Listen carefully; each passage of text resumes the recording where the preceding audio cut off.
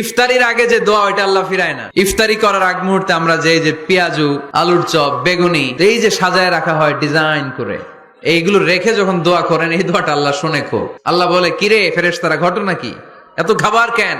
আল্লাহ রোজা রাখছে। কি চায়? আল্লাহ ক্ষমা চায়। তো খায় না যে তৃষ্ণার, তো আল্লাহ আপনার ভয়ে। আমারা দেখছে না, আল্লাহ আপনারা দেখে নাই। জান্নাত দেখে নাই, আমার জাহান্নাম দেখেছে আল্লাহ কিন্তু জানে। তারপরে ফেরেশতাদের মুখ থেকে বের করা হবে। সুবহানাল্লাহ পড়েন। আমার জাহান্নাম দেখেছি কিনা বলো। ফেরেশতারা বলে, না জাহান্নাম দেখে নাই। আমার জান্নাত দেখেছে কিনা বলো। জান্নাতও দেখে নাই, আপনারেও দেখে নাই। আল্লাহ এবার খুশি হয়ে যাবে। আমার খুশির জন্য আমার ভয়ে তৃষ্ণার্ত ক্ষুধার্ত সামনে খাবার হাত বাড়ালেই খেতে পারে, আমার ভয়ে খায় না। আমার ক্ষমা চায়, আমার কাছে ক্ষমা প্রার্থনা করে। এখন আমার বান্দা যা দোয়া করবে, বান্দার সব দোয়া আমি কবুল করে নেব।